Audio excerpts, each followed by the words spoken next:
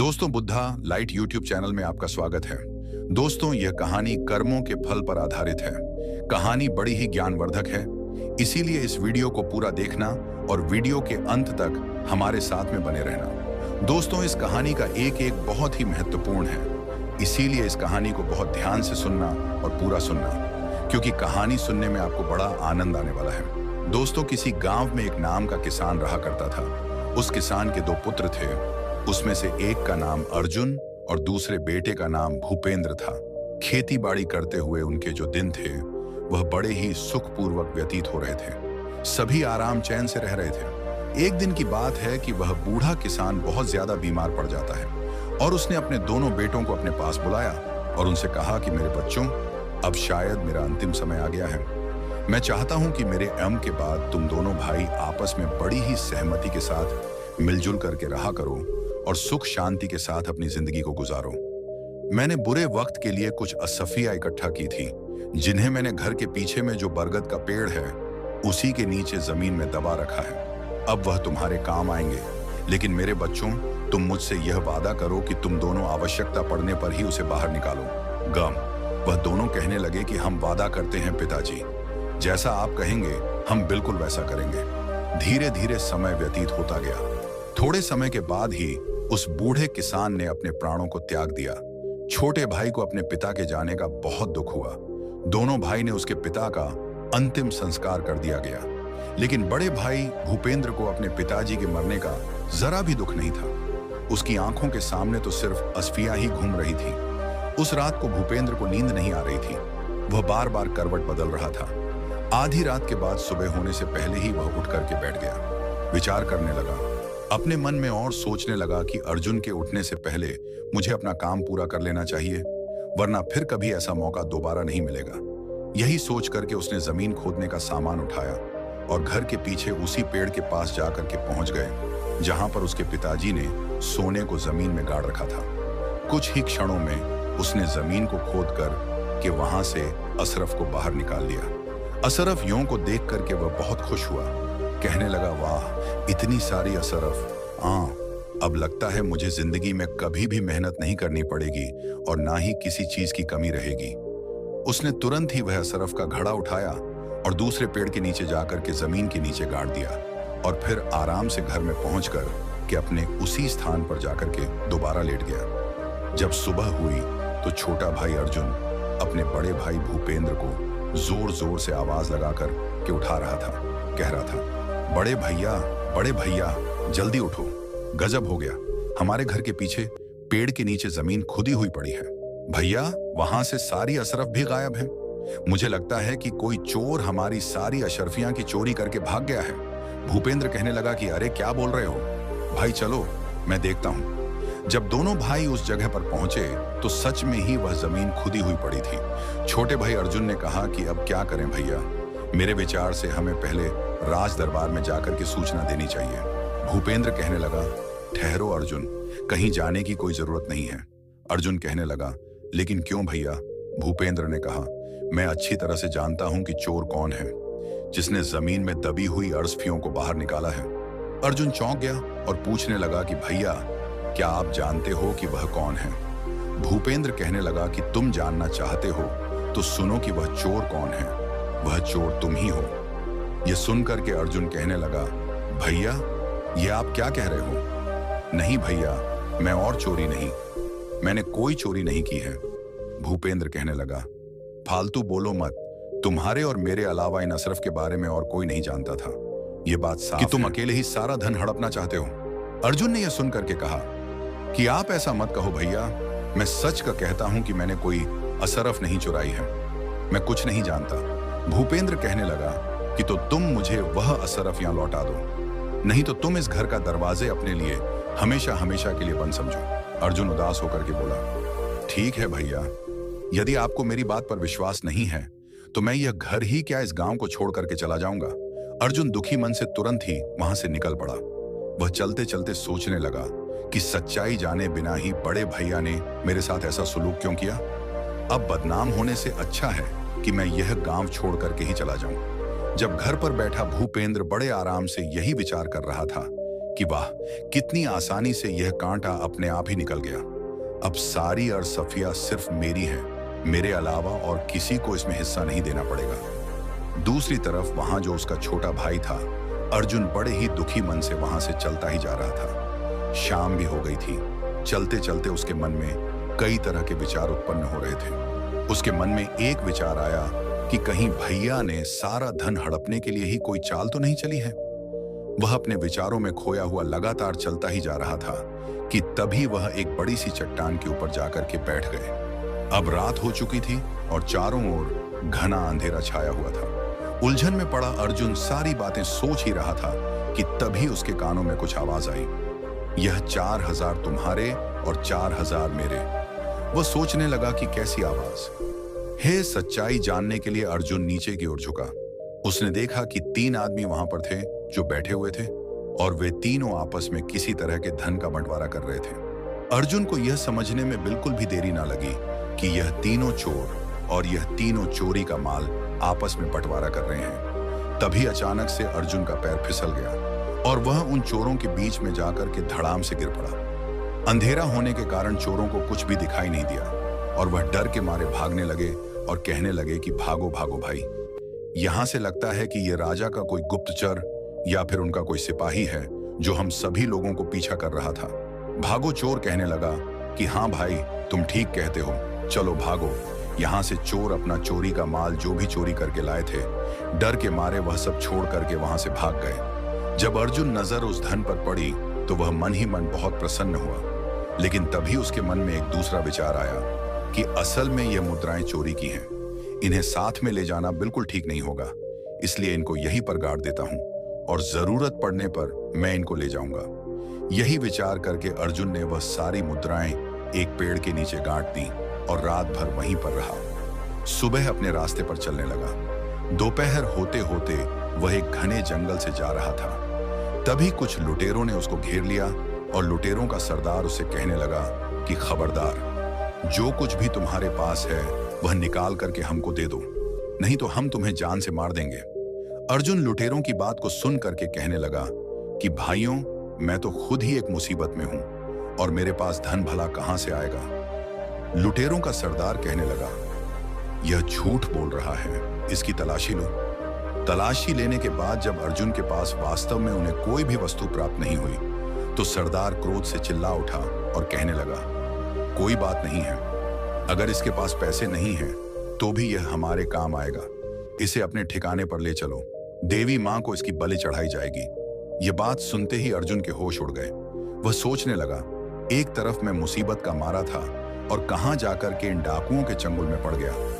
उससे और बड़ी मुसीबत का सामना करना पड़ रहा था। तभी कुछ डाकू ने अर्जुन के हाथ पर बांधे और अर्जुन को उठा करके अपने ठिकाने पर ले गए। परंतु उनके अड्डे तक पहुंचते पहुंचते अर्जुन को एक उपाय समझ आ गया। अड्डे पर पहुंचने के बाद उसने डाकुओं के सरदार से कहा, अगर तुम मुझे अपने दल में शामिल कर लेने का वादा करो तो मैं तुम्हें 8000 स्वर्ण मुद्राओं का पता बता सकता हूं। इतना सुनकर के वह जो लुटेरों का सरदार था कहने लगा, 8000 मुद्राएं, यदि तुम वास्तव में सच कहते हो तो हमें तुम्हारी शर्त मंजूर है। जल्दी से हमें उन मुद्राओं का पता बताओ। अर्जुन कहने लगा कि देखो भाई, अभी तो रात होने वाली, इस समय वहां पर जाना बिल्कुल भी ठीक नहीं है। कल सुबह होते ही मैं तुम लोगों को वहां पर लेकर के चलूंगा। लुटेरों का सरदार कहने लगा, ठीक है, लेकिन खबरदार, हमारे साथ कोई भी चालाकी करने की कोशिश बिल्कुल मत करना, वरना तुम जानते हो कि इसका क्या परिणाम। तुम्हारे साथ जो भी होगा वह तुमसे बर्दाश्त नहीं होगा, इसीलिए सोच समझ करके मुझसे कोई बात करना। अर्जुन बोला, निश्चिंत रहो सरदार, मैं तुमसे कोई भी धोखा नहीं करने वाला। सुबह होते ही मैं आप सबको वहां लेकर जाऊंगा। सरदार ने कहा, ठीक है। अगली सुबह होती है। अर्जुन उन चोरों को उसी जगह पर लेकर के पहुंच जाता है जहां पर उसने वह सोने की मुद्राएं जमीन में दबाई हुई थी। सरदार के आदेश पर तुरंत ही उसके आदमियों ने उस जगह को खोदा और शीघ्र वह स्वर्ण मुद्राएं उसके सामने थीं। स्वर्ण मुद्राओं को देखकर कि वह सभी जो सरदार के आदमी थे, डाकू थे, वह बहुत प्रसन्न हो जाते हैं। मुद्राओं को अपनी थैली में भर करके अपने अड्डे की ओर चल पड़े। परंतु अर्जुन के दिमाग में अभी भी कोई दूसरी योजना चल रही थी। वह विचार कर रहा था कि यह स्वर्ण मुद्राएं एक तरह से तो मेरे काम में ही आई, लेकिन मैं जल्दी ही इनकी मौत का कारण बन जाऊंगा। इस घटना के बाद अर्जुन लुटेरों के गिरोह के साथ ही रहने लगा और वह लुटेरों का सरदार का सबसे विश्वास पात्र व्यक्ति बन चुका था। कुछ समय के बाद अर्जुन ने उन लुटेरों के सरदार से कहा कि सरदार, मैं 10 दिन के लिए अपने घर को जाना चाहता हूँ। यदि आपकी इजाजत मिल जाए तो मैं अपनी बूढ़े माँ को, जो इस समय बीमार है, एक बार उनसे मिलना चाहता हूँ। सरदार अर्जुन की योजना से बिल्कुल भी अनजान थे। वह अर्जुन को अपना सबसे विश्वास योग्य आदमी मानता था। वह जानता था कि अर्जुन उसका सबसे भरोसे का आदमी है। वह कभी भी उसके साथ किसी तरह का कोई धोखा नहीं कर सकता है। उस डाकू ने जब अर्जुन की बात सुनी तो उसने अर्जुन को 10 दिन के लिए अपने घर जाने की इजाजत दे दी। अर्जुन अपने घर जाने के लिए रवाना तो हुआ, परंतु वह अपने घर जाने के बजाय राजा के महल की तरफ चला गया। उधर राजमहल में महाराज पहले ही उस डाकू के आतंक से बहुत परेशान थे। वह अपने महामंत्री से कह रहे थे कि मंत्री जी, आखिर वह डाकू कब पकड़ा जाएगा? पूरा राज्य उसके आतंक से परेशान हो रहा है। मंत्री जी महाराज की बात को सुनकर के कहने लगे कि मैं अपनी तरफ से महाराज पूरी कोशिश कर रहा हूं। वह आतंकी जल्दी ही आपको कारागार में नजर आएगा और उसको उसके किए की सजा जरूर मिलेगी। उसी समय वहां पर एक पहरेदार आया और कहने लगा कि महाराज की जय हो। महाराज, एक व्यक्ति आपसे डाकू जगीरा के बारे में मिलना चाहता है। वह कहता है कि मैं उसके बारे में सब कुछ जानता हूं। उसकी बात को सुनकर के महाराज कहने लगे कि अच्छा, उसे तुरंत यहां पर लेकर के चले आओ। वह सिपाही गया और कुछ समय के बाद ही अर्जुन को राजा के सामने लेकर के पहुंच गया। अर्जुन राजा से कहने लगा कि महाराज को मेरा प्रणाम है। महाराज, मेरा नाम अर्जुन है। राजा कहने लगा, कहो नौजवान, तुम जगीरा के बारे में क्या जानते हो? उसके बारे में तुम्हें जो भी जानक है वह सब कुछ मुझे बता दो। अर्जुन कहने लगा कि महाराज, मुझे क्षमा करो, मैं आपसे एकांत में इस बात को करना चाहता हूं। मंत्री ने कहा कि दुष्ट, क्या तुम जानते नहीं, यहाँ राजा के सम्मानित और विश्वास पात्र व्यक्ति मौजूद है। जो कहना चाहते हो तुम सबके सामने ही कहो। राजा कहने लगा, ठहरिए महामंत्री जी, यदि यह हमसे एकांत में बात करना चाहता है तो हम इससे एकांत में ही बात करेंगे। आप लोग यहाँ से चले जाइए, हमें बिल्कुल एकांत छोड़ दीजिए। सब लोग बाहर गए और बाद में अर्जुन ने राजा को अकेले में पूरा किस्सा कह करके सुना दिया और आगे कहने लगा कि महाराज, इस तरह से मैं उस डाकू का विश्वसनीय आदमी बन चुका हूँ। पूरी घटना के बारे में अर्जुन ने महाराज को बता दिया और अब मैंने उसे अपने जाल में फंसा लिया है। अर्जुन ने कहा, महाराज, अब बस उसे और उसके साथियों को पकड़ने के लिए मुझे आपकी सहायता की जरूरत है। उसकी बात को सुनकर के राजा कहने लगा, बहुत खूब नौजवान, तुम्हारी चतुराई और साहस से मैं बहुत प्रसन्न हूँ। उन भयानक डाकुओं को पकड़ने के लिए जो भी सहयोग चाहिए वह मुझसे तुम बेझिझक हो करके कह सकते हो। मैं करने को तैयार हूँ। कहो क्या करना होगा? अर्जुन कहने लगा कि महाराज, कल रात को आप कम से कम हमारे साथ में 300 सिपाहियों को मेरे साथ भेज दें। मैं उन सभी को उन डाकुओं के अड्डे पर ले जाऊंगा, जहां पर वह सैनिक उन डाकुओं पर आक्रमण कर देंगे और उन डाकुओं को गिरफ्तार कर लिया जाएगा। राजा कहने लगा, बिल्कुल ठीक है नौजवान, तुम्हारी सलाह बिल्कुल उचित है। मैं इसे मानने के लिए तैयार हूं। तो तय रहा कि हम कल रात को हमारे सैनिकों को तुम्हारे साथ भेजेंगे, तब तक कि तुम यही राजमहल में हमारे शाही मेहमान बनकर के रहो।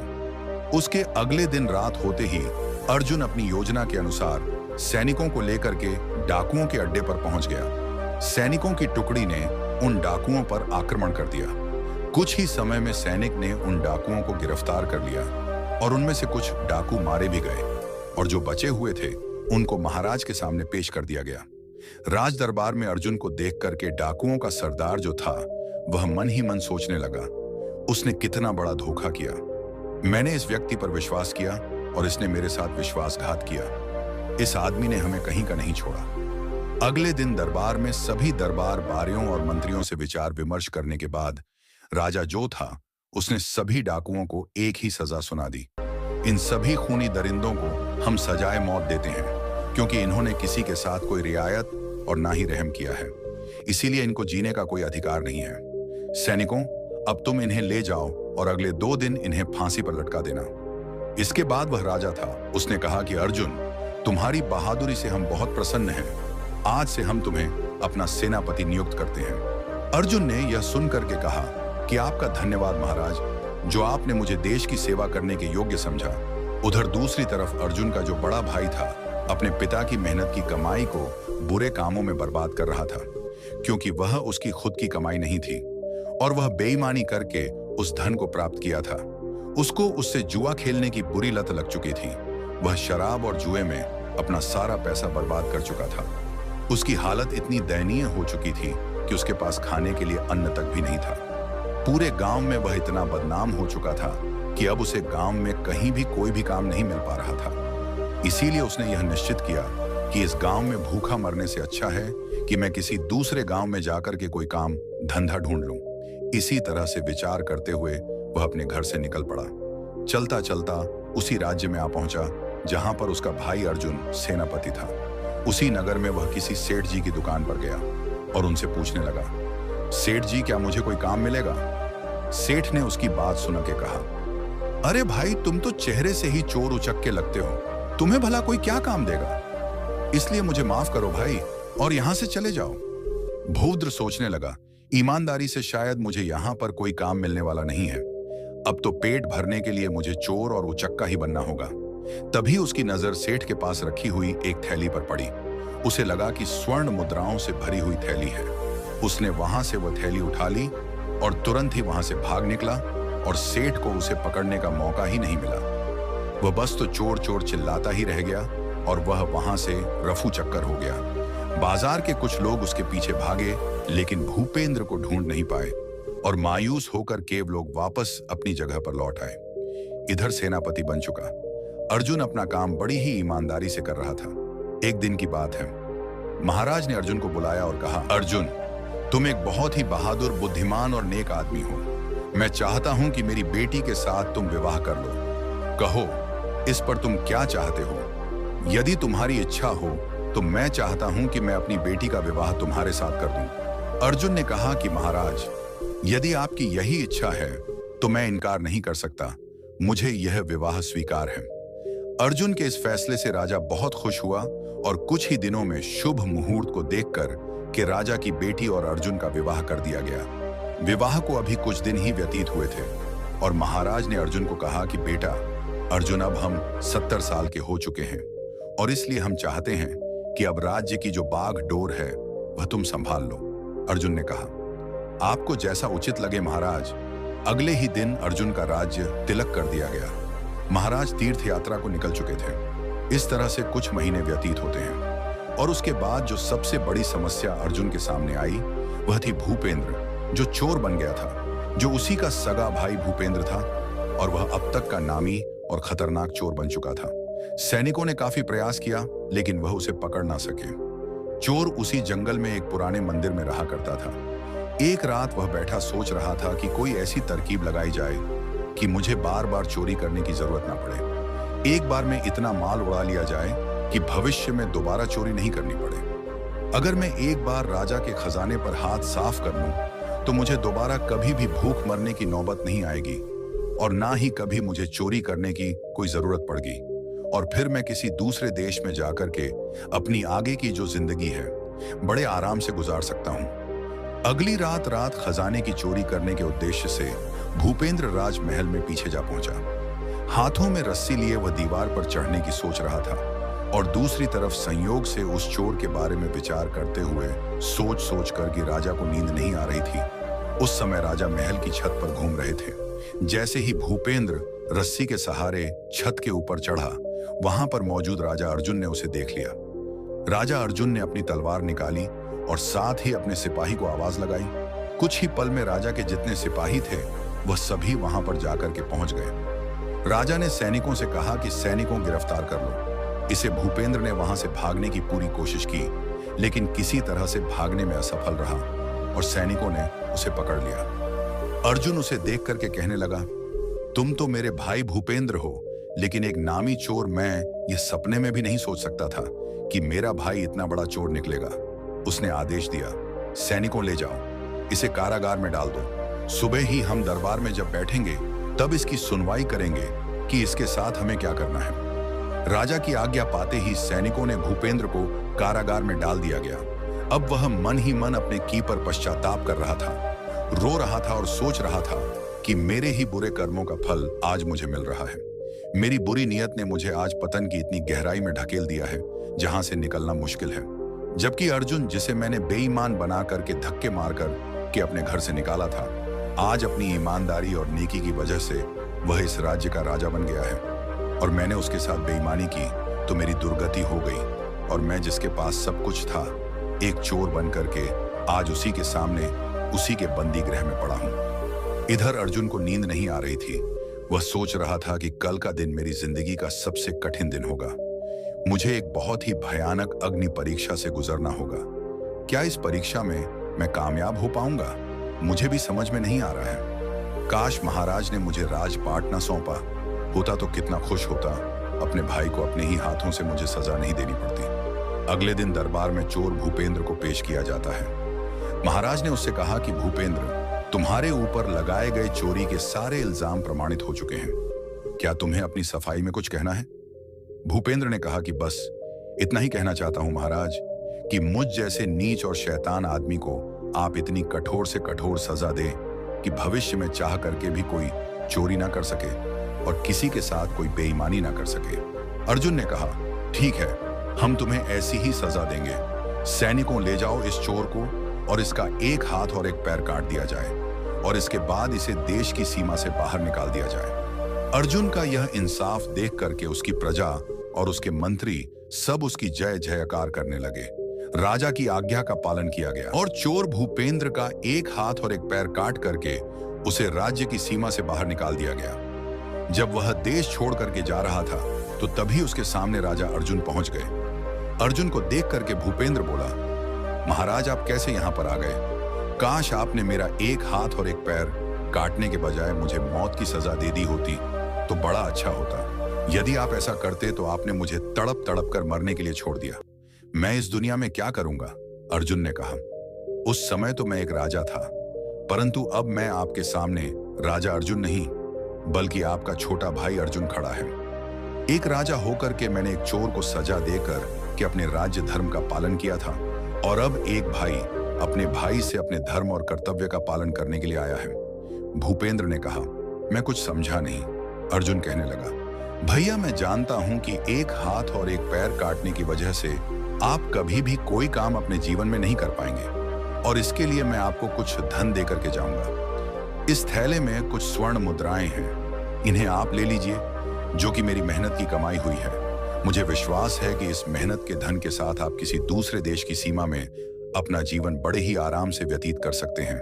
लेकिन भैया आप इनकार मत करना, नहीं तो कभी भी मैं अपने आप को माफ नहीं कर पाऊंगा। इतना सुनक के भूपेंद्र कहने लगा कि तुम कितने महान हो अर्जुन। ईश्वर हमेशा तुम्हें इसी तरह से खुश रखे, प्रसन्न रखे। फिर दोनों आपस में गले मिलकर के एक दूसरे को बड़े भारी मन से विदाई करते हैं। बड़ा भाई छोटे भाई से कहने लगा, मेरी ईश्वर से यही प्रार्थना है कि मुझे हर जन्म में तुम्हारे जैसा ही भाई मिले।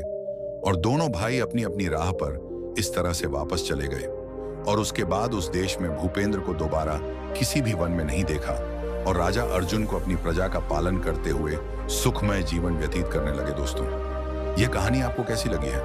आशा करता हूं कि यह कहानी आपको अच्छी लगी होगी। चैनल सब्सक्राइब जरूर करें। तो चलिए मिलते हैं ऐसी ही कोई नई कहानी में, तब तक धन्यवाद।